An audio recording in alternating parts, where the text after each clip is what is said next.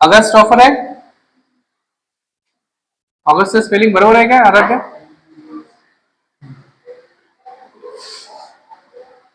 Okay. हिस्ट्रीमध्ये 1940 ला एक ऑफर आलेली आहे, तिला आपण म्हटलेलं आहे ऑगस्ट ऑफर. राईट. ऑफर म्हणजे काय होते?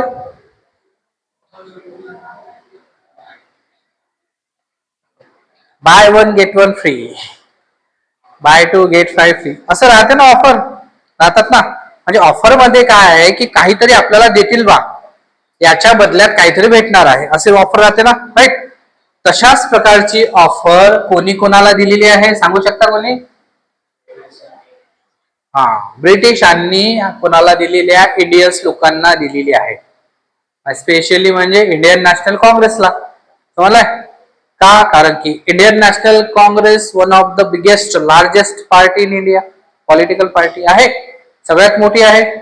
1937 ला आपण बघितलेलं आहे किती सीट्स आलेल्या होत्या, कुठे कुठे सरकार बनलं त्यांचं. त्यानंतर त्यांनी रिझाईन का केलं? अरे राहुल, आठवते? इंडियन नॅशनल काँग्रेसनी ज्या प्रोव्हिन्सेस मध्ये त्यांची गव्हर्नमेंट बनलेली होती त्या सगळ्या ठिकाणी त्यांनी रिझाईन केलेलं आहे. असं का केलं? 1939 ला इयर पण सांगून दिलं मी.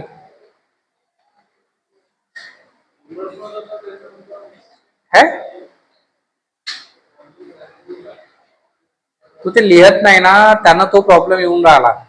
इथे जर तू लिहिता लिहिता काय होते, एखादी गोष्ट दिमागात घुसून जाते. तुझं असं चालतं की मी घरी करणार सर चांगलं आहे ना, तर ते थोडस स्ट्रॅटेजी मला काही पटवून नाही राहिले. इथं लिहिला, इथं चुकलं तरी चालेल, पण ते 2 वेळा होणार म्हणजे थोडस लक्षात राहते लिहिता लिहिता आपल्याला आलं होतं. आता बघ बरं, ब्लँक आहेस तू. शंतनू, तू होता काल का रिझाईन केलेला आहे इंडियन नॅशनल काँग्रेसने? हा.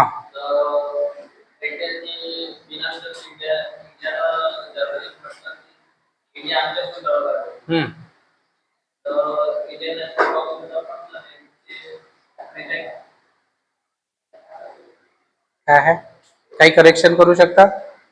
सेम सेम आहे, फक्त वॉर सुरू झाला म्हणून तेवढंच आहे का?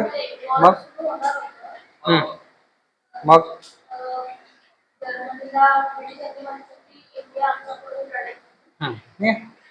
म्हणजे ब्रिटननी, इंग्रजांनी अनाऊन्स केलं की भारत हा ब्रिटिशांकडून लढत आहे अगेन्स्ट दी जर्मनी, बोललेला आहे. आणि इंडियन नॅशनल काँग्रेसला विश्वासात न घेता, कारण की त्यांची सरकार बनलेली आहे, त्यांना अपेक्षा होती व्हाईसराय, व्हाईसरायचं नाव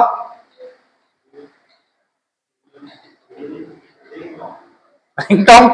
हा कोण आहे रिंगटॉन व्हाईसराय? मी पहिल्यांदा बघत आहे रिंगटॉन व्हाईसराय. हा कोण होता त्या? लीन लिथिगो.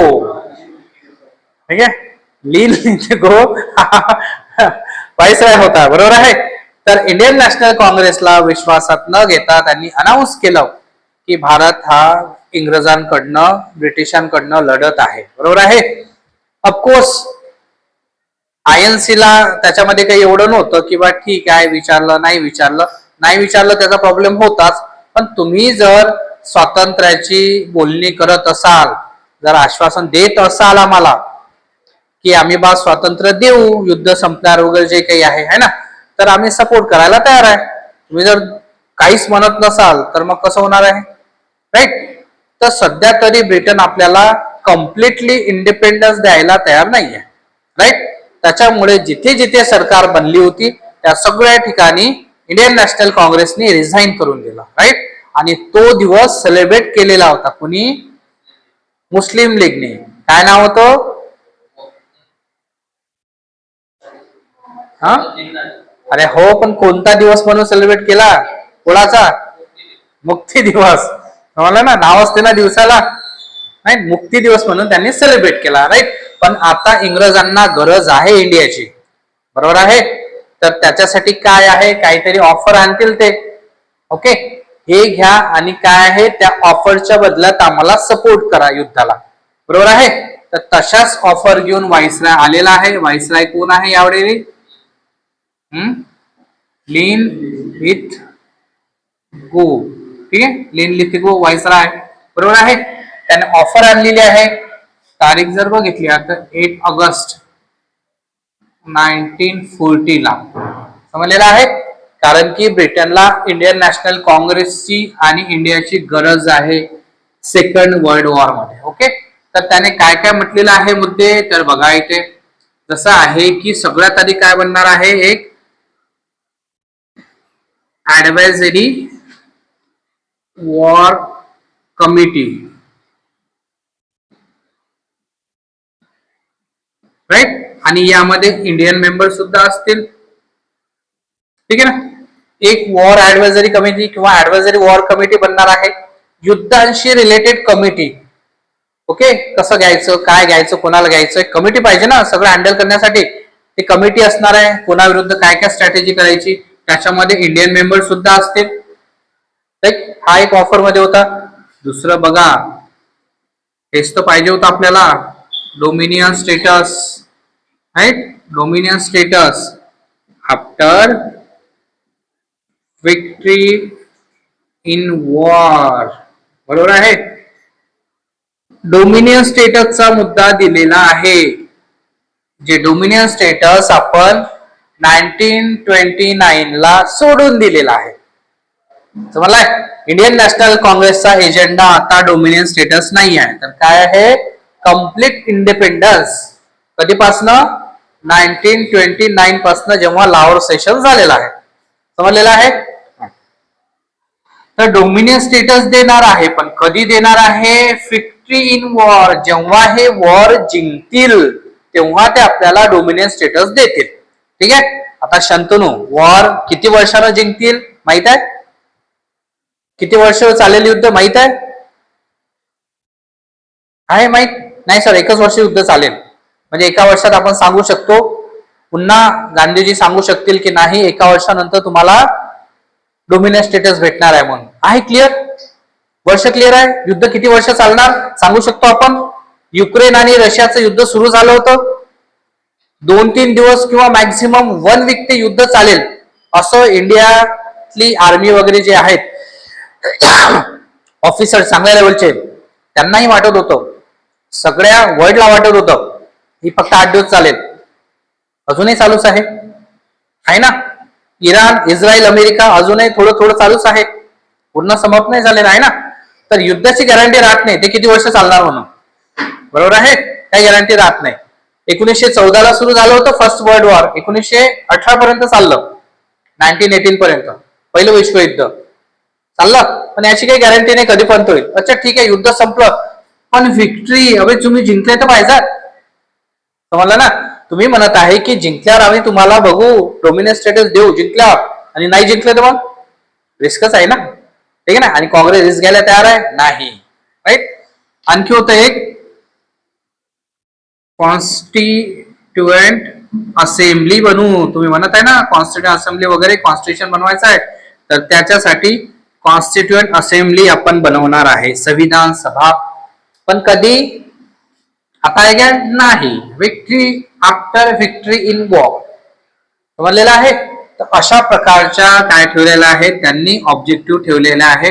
ऑगस्ट ऑफर मध्ये ऍडवायझरी कमिटी बनवणार आहे, डोमिनियन स्टेटसचा मुद्दा आहे, कॉन्स्टिट्यूट असेंब्लीचा मुद्दा आहे, एक्सपान्शन ऑफ व्हाईसराय एक्झिक्युटिव्ह काउन्सिल. ठीक आहे. जे व्हाईसराय एक्झिक्युटिव्ह काउन्सिल आहे ते काय होणार आहे, एक्सपांड करू आपण, त्याचं एक्सपान्शन करू, आणि ऑफकोर्स याच्यामध्ये मेंबर्स घेऊया आपण. तर कोण राहतील ते? मॅक्झिमम इंडियन मेंबर्स राहतील, समजलं ना. मॅक्झिमम मेंबर्स जे राहतील ते इंडियन राहतील, म्हणजे 12 पैकी 8 मेंबर जे आहेत ते इंडियन्स राहतील. आपण याच्यामध्ये एक गोष्ट महत्वाची आहे, एक आहे तुमचं डिफेन्स, ठीक आहे, एक आहे फायनान्स, एक आहे होम. ठीक आहे. हे सगळी मिनिस्ट्री कोणाकडे राहणार आहे? हे राहणार आहे व्हाईसरायकडे. हेच तर महत्वाचे आहे. डिफेन्स, फायनान्स आणि होम मिनिस्टर सगळं, पोलीस व्यवस्था वगैरे सगळी कोणाकडे? ब्रिटनकडे. सगळे डिफेन्स फोर्सेस कोणाकडे? डिफेन्सकडे. पैसा कोणाकडे? सगळा ब्रिटिशकडे. समजलं ना? आणि बाकीचे खाते देतील ते आपल्याला, ज्याच्यामध्ये आहे ते चिल्लर चाललं. समजलं ना?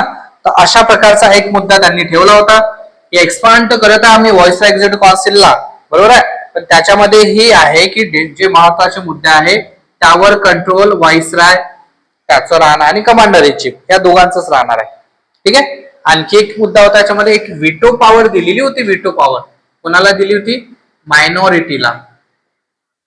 मायनॉरिटी, ठीक आहे, जे मायनॉरिटी मध्ये आहे, सेपरेट इलेक्टोरेट घेऊन आहेत, समजलंय ना?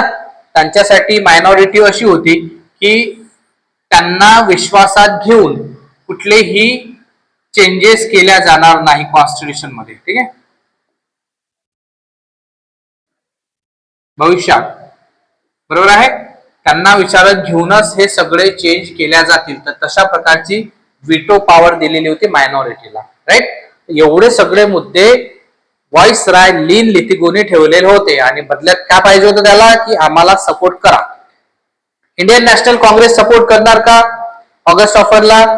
हो म्हणणार? नाही. का नाही म्हणणार?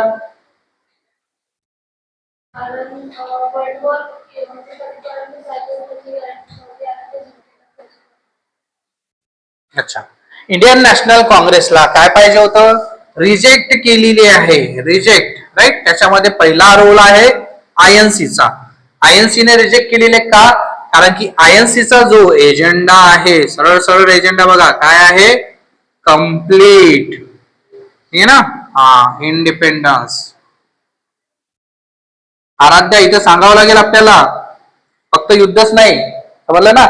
तर भारताचं, इंडियन नॅशनल काँग्रेसचं जे लक्ष आहे ते आहे complete independence, not dominion status. Okay. तर काँग्रेस हो म्हणणार का? नाही म्हणणार. मुस्लिम लीग, मुस्लिम लीगने हो म्हटलं असेल ऑगस्ट ऑफरला, काय म्हणणं होतं मुस्लिम लीगचं? काय म्हणणं असेल मुस्लिम लीगचं?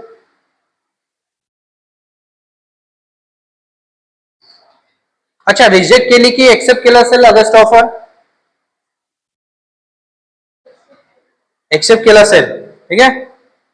म्हणजे ऍडव्हायझरी वॉर कमिटी ठीक आहे, आम्हाला मान्य आहे. डोमिनियन स्टेटसही आम्हाला मान्य आहे. कॉन्स्टिट्युएंट असेंब्ली मान्य आहे. आणि व्हॉइसराय एक्झिक्युटिव्ह काउन्सिल एक्सपांड करत आहे, चांगली गोष्ट आहे. या सगळ्या डिमांड त्यांनी मान्य केलेल्या आहेत मोहम्मद अली जिन्नानी. वाटते तुम्हाला असं? नाही ना. जसं आयएनसीचं लक्ष आहे, एजेंडा आहे कुठला? कम्प्लीट इंडिपेंडन्स आहे. मुस्लिम लीगचं काय आहे? Separate electorate. ते तर आहे ऑलरेडी, त्यांना 1909लाच दिलेलं आहे मुस्लिमांना सेपरेट इलेक्टोरेट. आता मुस्लिम लीगचा एजेंडा काय माहितीये तुम्हाला? सेपरेट पाकिस्तान. मला आहे इथे पाकिस्तान भेटणार म्हणून तुम्हाला? नाहीये. काय डोमिनियन स्टेटस आहे? आम्हाला नाही पाहिजे डोमिनियन स्टेटस. ठीक आहे. डोमिनियन स्टेटस देऊन आम्हाला भारतात राहायचंच नाही, आम्हाला पाकिस्तान वेगळा पाहिजे. समजला? आहे लक्ष? नाहीये. त्याच्यामुळे इंडियन नॅशनल काँग्रेसनी ऑगस्ट ऑफर रिजेक्ट केली. मुस्लिम लीगने सुद्धा काय केली? ऑगस्ट ऑफर रिजेक्ट केली, आपल्याला इथं दिसत आहे. राईट. आणि मग आता बघा, महात्मा गांधीजी ऍक्टिव्ह झालेला आहे. मी सांगत होतो थोडं थोडं तुम्हाला ऍक्टिव्ह होतील, बरोबर आहे ना? आणि बघा, ऑगस्ट ऑफर जवळपास 8 ऑगस्टला आली नाही ना, तर थोडं त्याच्या आधी जर आपण गेलं तर मार्च मध्ये 1940ला आयएनसीचं सेशन झालं होतं. राईट. त्यामध्ये आधीच ह्या सगळ्या गोष्टी ठरलेल्या होत्या की काय करायचं काय नाही. अबुल कलाम आझाद माहिती आहे तुम्हाला? आझाद, ठीक आहे, हे कोण होते? त्यांचे प्रेसिडेंट होते, बरोबर आहे. आणि तिथे असं आधीच ठरलं होतं की अशा सगळ्या गोष्टी माहित राहतात किंवा काय करायचं काय नाही करायचं, नाही ना. आणि इंडियन नॅशनल काँग्रेसने ठरवलं की नाही यार, ऑगस्ट ऑफर मध्ये तेवढा दम नाही आहे, बरोबर आहे. ही ऑफर चांगली आहे, एक्सपान्शन करत आहे, बरोबर आहे. ही पण चांगली आहे कॉन्स्टिट्यूट असेंब्ली. पण एक ऑफर जर याच्यामध्ये ऍड केली असती, कम्प्लीट इंडिपेंडन्स, बरोबर आहे, तर हे आपण स्वतः बनवलं असतं, याची गरजच नसती, याची गरज नसती. हे डिफेन्स वगैरे होम जे सांभाळत आहे ते सगळं आपल्याकडे असतं, समजलं ना. या सगळ्यांचं एकच सोल्युशन आहे, कम्प्लीट इंडिपेंडन्स. स्वतंत्र करून द्या भारताला, आम्हाला स्वतंत्रता देऊन द्या, राईट. असं जर असतं याच्यामध्ये तर कदाचित गांधीजींनी हो म्हटलं असतं की ठीक आहे, युद्धानंतरही जर म्हणत असेल तर आपण मदत करायला तयार आहे, नाही ना. पण ब्रिटन जिंकण्याच्या तयारीमध्ये नाही आहे, हरण्याच्या जास्त अपेक्षा आहेत, हरेलच बा असं जास्त आहे, हो ना. पण तरीही आहे की बा जर त्यांनी म्हटलं असतं की बा युद्ध झाल्यावर आम्ही तुम्हाला स्वतंत्र करू, तर कदाचित मला असं वाटतं की हो म्हटलं असतं, ठीक आहे. पण त्यांनी स्वतंत्रचा मुद्दा मांडलेला आहे नाही. डोमिनियन स्टेटस किती आधीचा मुद्दा आहे तो, डोमिनियन स्टेटसचा आपला आहे ना, ते आता द्यायला तयार आहे. आता म्हणजे कधी, असं नाही की 1941 ला देईल म्हणून, युद्ध संपल्यावर, अच्छा संपल्यावर नाही, जिंकल्यावर आहे ते, है ना. म्हणजे युद्ध संपून ते जिंकायला पाहिजे ना, तेव्हाच देतील. अपेक्षा आहे काही ठेवण्यासारख्या नाही आहे, राईट. त्याच्यामुळे गांधीजींनी, इंडियन नॅशनल काँग्रेस, मुस्लिम लीगनी सगळ्यांनी काय केलेलं आहे, ऑगस्ट ऑफरला नकार दिला, रिजेक्ट केलेला आहे. आणि गांधीजींनी काय केलं मग माहितीये तुम्हाला, Gandhiji was started the individual movement.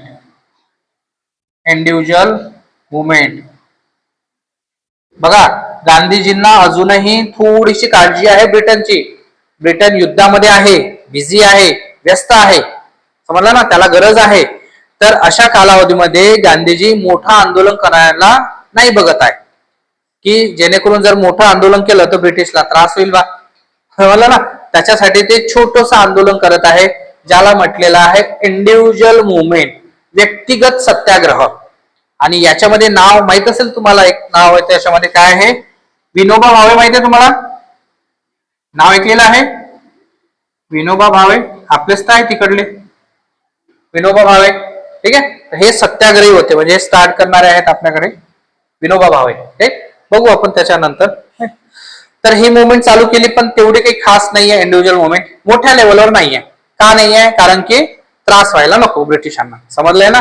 पण एक वेळ अशी येईल की गांधीजींचे सुद्धा पेशन्स संपून जातील. त्याच्यानंतर आपल्याला असं दिसते की काय आहे, क्रिप्स मिशन आहे.